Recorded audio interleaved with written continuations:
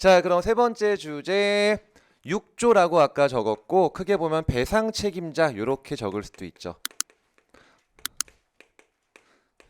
자, 여기서의 정점은 2조, 5조의 요건 모두 갖춰져서 국가배상 성립한다고 전제했을 때 누가 배상해줄 책임을 지느냐가 되는 거고, 첫 번째 국배법 조문에 따라서 배상 책임은 오직 둘만요.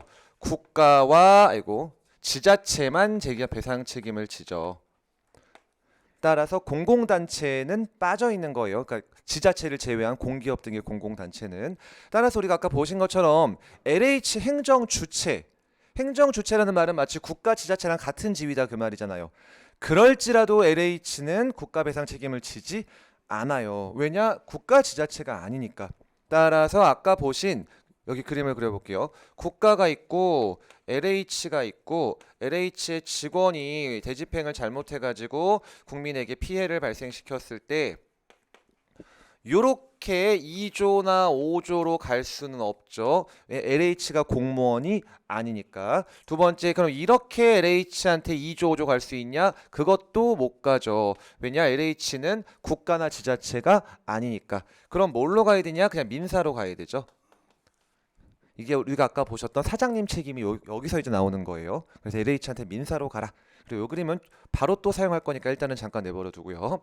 다음 두 번째 6조 기억하시면 되죠. 6조의 조문 아주 간단하게 요약할게요.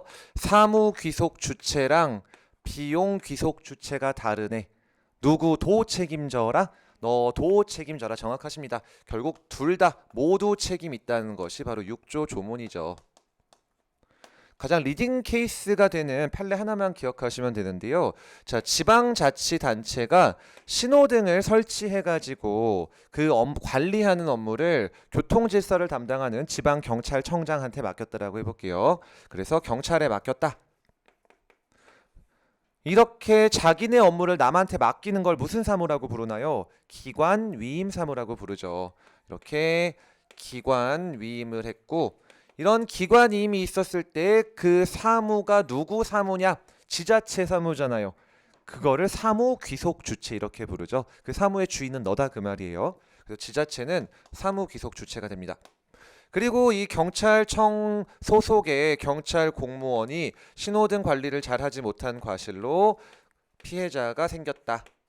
자, 그럼 피해자는 지자체에 대해서는 당연히 2조나 5조에 따른 책임을 물을 수 있게 됩니다. 사무기속주체는 당연히 책임지는 거예요.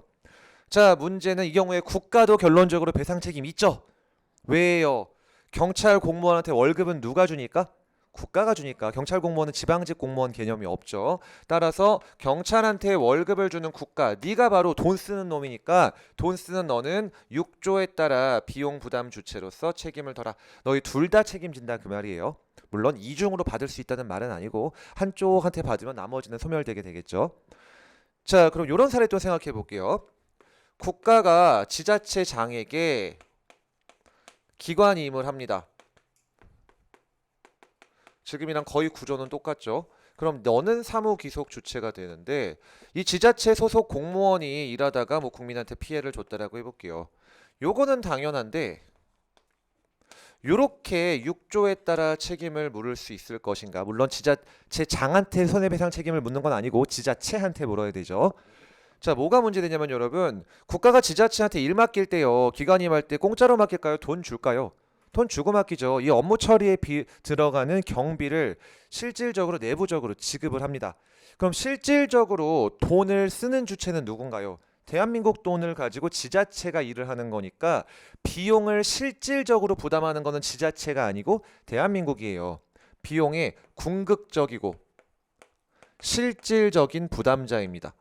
왜냐면 네 돈 가지고 지자체에서 돈을 쓰는 거니까. 근데 국민인 피해자 입장에서 보기에는 누가 돈 쓰는 것처럼 보이나요? 네가 돈 쓰는 것처럼 보이죠. 니네 소속 공무원이 일을 하고 있잖아요. 그럼 너는 대외적으로는 비용을 지출하는 자인데 이 6조에서 말하는 비용 지출, 비용 귀속 주체는 누구를 말하냐? 너를 말하는 거죠. 겉으로라도 봤을 때 돈을 쓰면은 네가 비용 부담 주체니까 6조 가능하다고 본 사례예요. 그래서 결국 이 경우에도 국가든 지자체든 모두 책임이 있더라. 그래서 한마디로 최대한 피해자한테 유리하게 해석해 주는구나. 이렇게 생각하시면 아주 쉽습니다. 자, 그럼 이렇게 이제 국가와 지자체의 배상 책임에 대해서는 끝났고, 세 번째 주제 공무원의 책임. 요건 또 둘로 나눠 보셔야 되죠. 첫 번째, 공무원이 피해자에 대한 배상 책임이 있는지. 어떤 거 먼저 할까요? 구상 책임 먼저 할게요. 제 노트 순서 그대로. 두 번째, 피해자에 대해서 직접 배상 책임지는지. 피해자에 대한 책임. 그 결론은 너무나 잘 아시죠? 공무원은 어느 경우에 국가한테 구상할 의무를 부담한다. 고의, 중과실 있는 경우에 정확하세요. 고의, 중과실 있으면은 구상 책임 있고 경과실밖에 없으면 구상 책임 없고, 이 내용은 국가배상법에 규정이 박혀 있습니다. 2조 2항 조문이에요. 자, 그리고 여기서 중요한 최신 판례가 하나 나왔죠. 바로 아까 안 지웠던 LH와 관련된 건데, 자, 이 상태로 그대로 가볼게요. 자, 그럼 지금 보니까 국가 배상 책임 국가도 안 됐고 LH한테는 민사로 갔습니다. 자, 근데 여러분 아까 사장님 책임에서는 국가 배상이랑 어떤 차이가 또 하나 있냐면은 근로자도 책임을 져요. 사장님 책임에서는 그래서 사장님이 아까 면책될 수도 있다 그랬죠. 그 이유가 사장님 면책돼도 어차피 누가 책임져야 되니까 근로자가 책임지니까 피해자가 그 독박 쓸 일이 없어요. 그래서 사장님에 대한 면책이 가능한데, 국가배상의 경우에는 국가는 면책 안 되고 공무원이 책임을 지는 경우는 고의중과실만 있을 때죠. 그럼 이 직원의 경과실밖에 없었다고 해볼게요. 그럼 이 직원이 LH의 구상 책임을 지는지 또는 피해자가 직원한테 직접 돈 달라고 할 수 있는지가 문제가 되는데, 우리 판례 야 네가 공무원이다라고 봅니다. 네가 실질적으로 공무를 위탁받아 업무 행한 네가 공무원이니까, 네가 공무원이라는 의미는 어떤 의미를 가질까요? 너는 어느 경우에만 피해자에 대해 배상 책임이 있고 어느 경우에만 구상 책임이 있다? 고의, 중과실이 있을 때만. 아직은 기출 안 된 최신 판례예요. 따라서 너는 경과실이면 아무런 책임 없고 고의, 중과실인 경우에만 구상 책임이고 피해자에 대한 글씨가 이래 모든 책임이 있다. 이렇게 연결해서 기억하시도록 할게요. 최신 판례예요. 그래서 LH는 여러 개로 하나로 묶어버릴 수가 있겠죠. 그래서 2조, 5조, 뭐 배상 책임자, 국가, 지자체, 그다음 직원의 공무원 개인에 대한 책임까지요. 다음 피해자에 대해서 직접 배상 책임을 지는 것도 결론은 똑같아요. 고의, 중과실 있으면 책임지고 아니면 책임 안 지고. 그치만 요거는 법은 없고 판례만 있죠. 뭐 또 이렇게 나올지는 모르겠지만 2018년도 국가직 구급시험에서 이딴 식으로 물어봤기 때문에 그래요. 구상 책임에 대해서 법은 없지만 고의, 중과실 있으면은 구상 책임이 있다. 이런 식으로 틀린 선지로 낸 적이 있거든요. 진짜 좀 더럽게 치사하긴 했죠. 내용은 다 맞지만 법이 있어서 그렇게 하는 거잖아요. 요거까지가 어쨌든 기출된 내용이니까 5년 전에 좀 기억을 해두시도록 할게요. 구상은 법에 규정이 있습니다. 2조 2항 조문이에요. 자, 그럼 피해자에 대한 배상 책임과 관련해서 여기 한번 지우고 하나 그림을 좀 그려볼게요. 이랬다라고 해볼게요.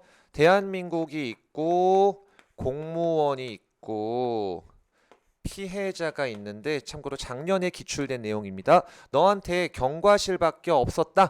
너는 피해자한테 직접 돈 줄 필요가 없죠. 그럼에도 불구하고 공무원이 직접 배상을 해버린 거예요. 뭐 돈 1,000만 원 줬다라고 해볼게요. 자, 그럼 난 돈 안 줬어도 되는데 준 거니까 피해자는 받은 돈을 반환해야 된다, 반환 안 해도 된다. 반환 안 해도 된다죠. 정확하십니다. 어쨌든 나는 내 피해를 배상받은 거에 불과하잖아요. 이 민법 개념이지만 뭐 도의관념에 적합한 비채 변제다. 말만 참 어렵죠. 비채, 채무 없는 자가 변제, 갚았다는 뜻이에요. 도의관념에 적합한, 도덕적으로 정당한. 자, 그래서 너는 안 돌려줘도 되는 거고, 그럼 공무원 입장에서는 원래 얘가 낼 돈을 내가 내버린 꼴이 됐잖아요. 그러니까 너는 역으로 국가에 대해서 국가가 배상할 액수만큼 구상할 수 있게 되는 거죠. 이런 경우도 있더라. 자, 근데 반대로 뒤집어 볼게요. 이번엔 그러면은 공무원에게 중과실이나 고의 중과실이 있으면은 당연히 너도 배상 책임을 지지만, 뭐 국가가 갚아줬다라고 해볼게요. 배상을 해줬다. 그럼 당연히 국가는 공무원한테 구상할 수 있잖아요. 근데 뭐 1억 배상해줬다고 해볼게요. 그럼 1억 배상했으니까 무조건 1억 다 구상할 수 있다. 신입칙상 범위로 제한된다. 신이 정확하십니다. 얘가 이 양반이 예를 들어 고인은 아니고 중과실이었고 뭐 30년 동안 근속해서 정년 얼마 안 남았고 그동안 나라에 열심히 기여했고 등등등등등 온갖 사정 다 고려해서 구상의 범위는 신의칙상 범위로 제한이 되죠. 정확하십니다. 그 다음에 좀 지엽적인 판례긴 했지만 작년에 그래도 기출된 판례니까요. 어차피 다음 주에 문제로 풀어보시겠지만 그 판례 하나만 우리가 생각을 해보면은 요랬던 사례예요. 말씀으로만 드려볼게요. 군대 간 아들이 군에서 사망했다는 소식을 듣고 유족들이 막 이제 가서 이유를 밝혀보려고 했는데 군에서는 의문사로 종결 처리해 버렸습니다. 이유를 알 수가 없다. 근데 시간이 십수년 넘게 흘러가지고 군 의문사 진상조사위원회라는 위원회가 만들어졌고 거기서 조사해 보니까 사망의 원인이 구타 및 가혹행위가 직접적인 원인이었다가 밝혀진 거예요. 그래서 유족들이 이제 국가 배상을 청구하는 거죠. 아니 우리 군대 간 아들을 그렇게 때리고 막 해서 죽음으로 내몰다니 정신적 고통에 대한 손해배상해달라 국가 배상을 걸었는데 이미 10여 년, 20몇 년 지난 사건이거든요. 뭐가 문제가 될까요? 돈 달랄 권리는 몇 년 지나면 끝이죠? 5년 지나면 끝이죠. 국가 배상은 특히 더 짧아요. 안날로부터 3년, 있음날로부터 5년이에요. 왜 3년, 5년이냐? 민법에서는 3년, 10년으로 정해놓고 있는데 5년보다 짧은 3년은 그대로 가져오고 5년보다 긴 10년은 안 가져오는 거죠. 상대적으로 시효 파트가 좀 공부가 덜 되시기 좋은 부분이긴 한데요. 이런 대한민국이 국민한테 돈 받을 권리든 국민이 대한민국한테 돈 받을 권리든 국가재정법상 원칙적으로 몇 년? 5년이에요. 근데 5년보다 더 짧은 거 있으면 법에서 그 짧은 게 적용되고 5년보다 긴 거 있으면은 그건 적용 안 되고 5년만 적용되는 거예요. 왜 짧냐? 나라와 관련된 거는 빨리빨리 끝내버려라 돈관계는 그런 취지여서 3년 5년이면 끝납니다. 이것도 하나 기억해 두셔야 돼요. 자 그래서 시효를 주장합니다. 오래 지났다. 결론 이런 시효 주장이 허용될까요 안 될까요? 안 된다고 본 사례예요. 행정법의 일반 원칙 중 제일 마지막 거 진짜 최후의 수단 양아치 짓 하지 마라. 무슨 원칙이라고 부르죠? 신의 성실의 원칙이라고 부르죠. 최후의 수단이에요. 그거에 위반된다고 본 거예요. 그런 시효 주장은 권리 남용 신의 성실의 원칙에 위반된다. 그래서 시효 주장을 받아들이지 않고 국가는 배상해라라고 해서 실제로 배상을 했습니다. 그리고 나서 국가가 어떻게 했냐?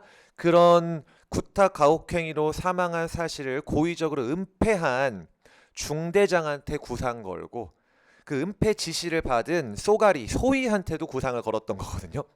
근데 남학생들은 잘 아시겠죠? 여학생들은 좀 모르실 거예요. 소대장이 힘이 있을까요? 없을까요? 없어요. 소대장은 그냥 군대 그 병사로 따지면은 2등병이라고 생각하시면 돼요. 사병보다 몰라요. 이제 막 군대 와 다이아만 박혀 있지 뭐 아무것도 모르거든요. 중대장이 까라면 까야 되는 거고 중대장이 은폐라고 시키면 은폐해야 돼요. 방법이 없어요. 물론 그래도 부조리하다고 고발했을지 모르겠지만 수십 년 전 사건이니까 했을 수가 없겠죠. 군사정권 시절이었을 텐데. 그럼 중대장한테는 구상이 된다라고 봤습니다. 고위중과실이 있었으니까. 근데 소대장한테는 어떻게 봤을까요? 구상할 수 없다고 본 게 작년에 뜬금없이 구급에 기출됐던 판례예요. 다만 소거법으로 푸셔서도 충분하게끔 출제가 되긴 했었는데 나온 김에 좀 말씀을 드렸습니다. 자 이렇게 배상 책임 파트 모두 마치고 마지막 파트 특례 부분.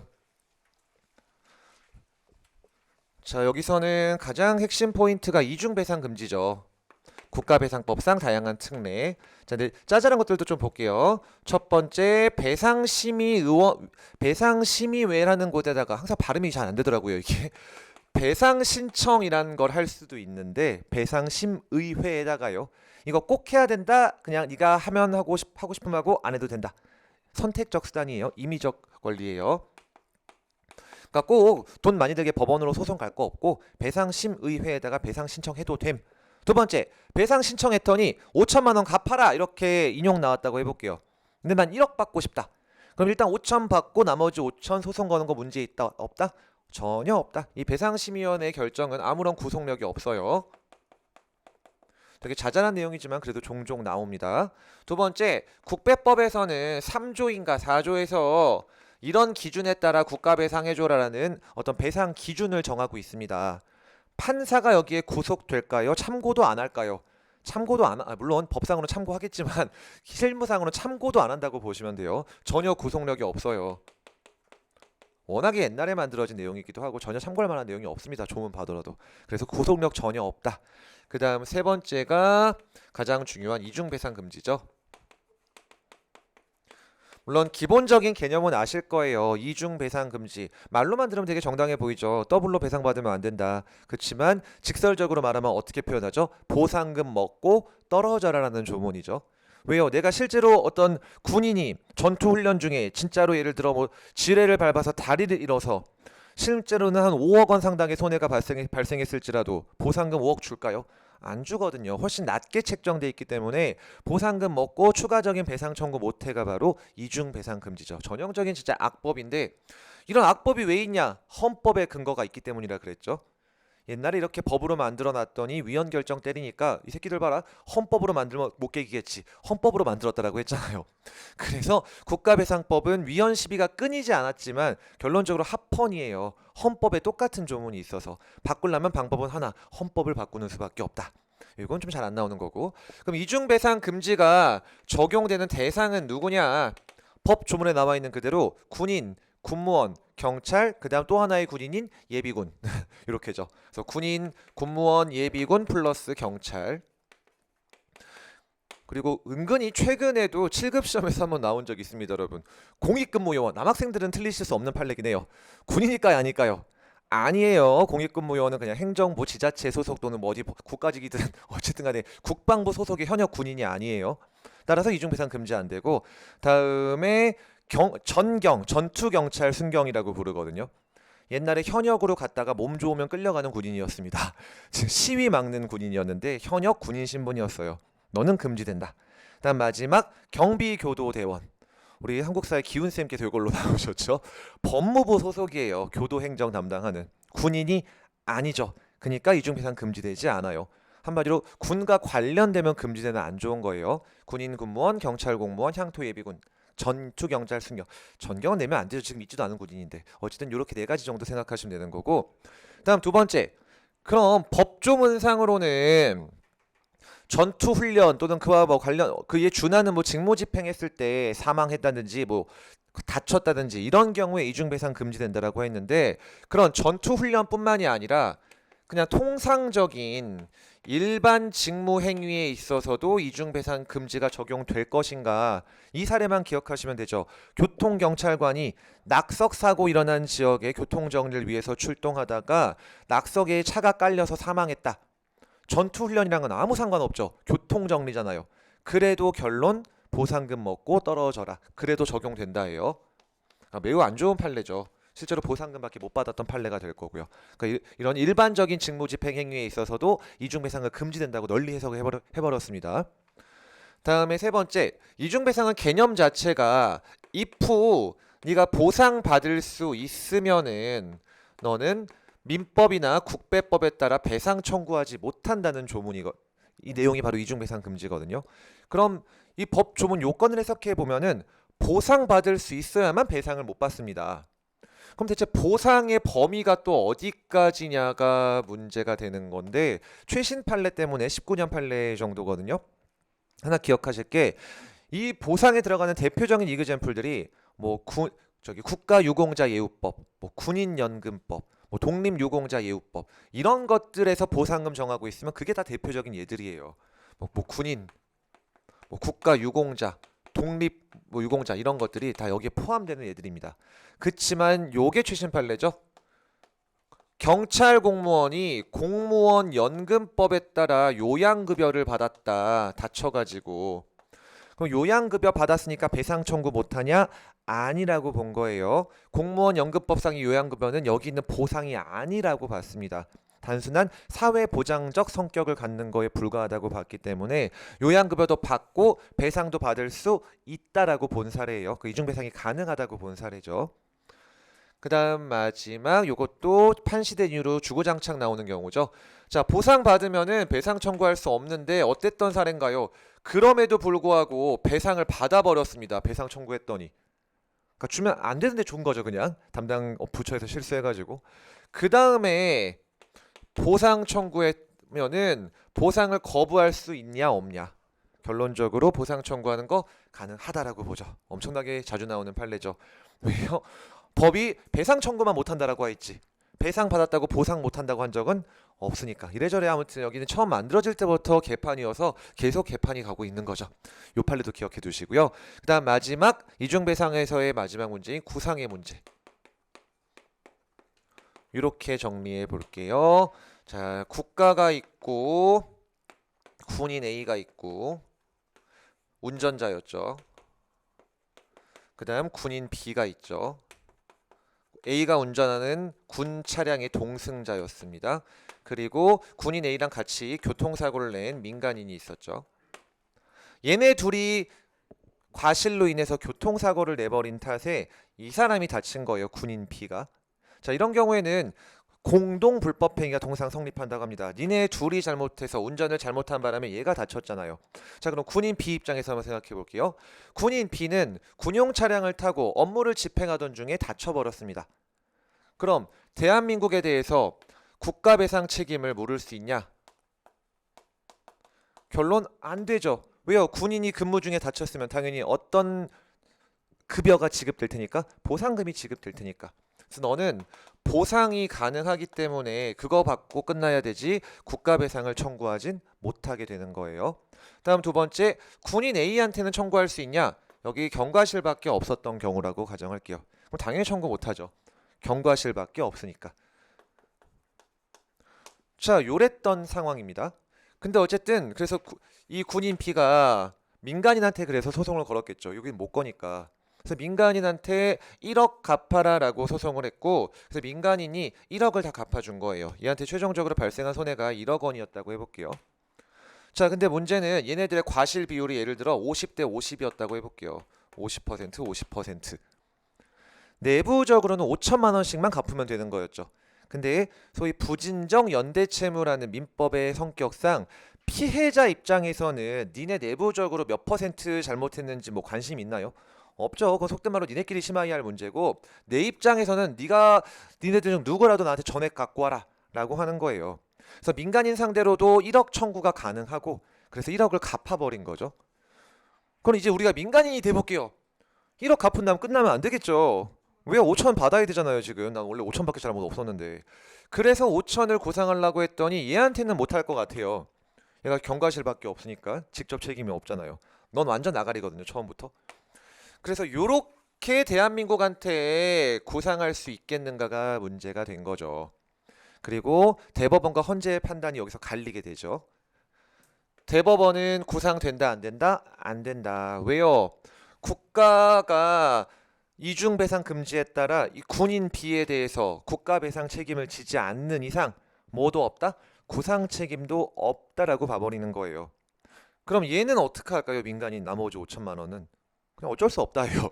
그래서 정말로 욕 더럽게 많이 먹은 판례고 지금도 욕 먹어야 되는 판례예요. 뭐 제 아무리 대법관님들이 하신 거죠. 욕을 할 건 해야죠. 이 민간인 어떻게 하는 거냐? 네가 실수했다. 너는 원래 이 민법에 따랐으면은 1억 다 갚아야 되는 게 맞는데 이런 특별한 경우에서는 너는 너의 부담 부분인 50%에 해당하는 5천만 원만 처음부터 갚았으면 된다. 넌 처음부터 1억을 안 갚았어도 된다. 근데 네가 잘못 갚았네. 그러니까 네가 알아서 해라. 라는 진짜 판결이에요. 진짜 잘못된 판결이에요. 이 판결 떨어지기 전까지 얘가 5천만 갚아야 될 줄 어떻게 알아요? 민법상은 1억 갚아야 되거든요. 그래서 헌재가 대차게 까는 거죠. 구상할 수 없다고 해석하면은 민간인을 불합리하게 차별해서 평등 원칙에 위반되고 민간인의 재산권을 침해하니까 기본권을 침해하는 위헌적인 해석이다 라고 결론이 완전히 갈라버린 거예요. 그리고 아직도 결론이 갈리기 때문에 그냥 따로 외우셔야 돼요. 아직도 해결이 안 되고 있는 거죠. 두 자존심 싸움입니다.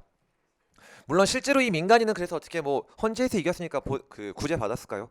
못 받죠. 대법원에서 이기지 못하는 이상 어쨌든 구제 못 받는 거예요. 그래서 그 7급 수험생들께는 굉장히 중요한 쟁점인데 헌법재판소가 대법원 판례를 막 취소하기도 해요. 법원의 판결을 대법원의 판결을 취소한다. 이런 주문이 막 나가기도 합니다. 우리 헌정사상 한 4번 정도 있었고 그중 2번이 작년에 있었죠. 자, 그래서 작년에 굉장히 뜨거웠던 헌법 판례인데 우리와는 무관한 거니까 행정법에서는 이 정도로 가름하도록 할게요. 자, 이게 이중배상금지와 구상의 문제였고 그다음 마지막 쉬운 것들은 말로만.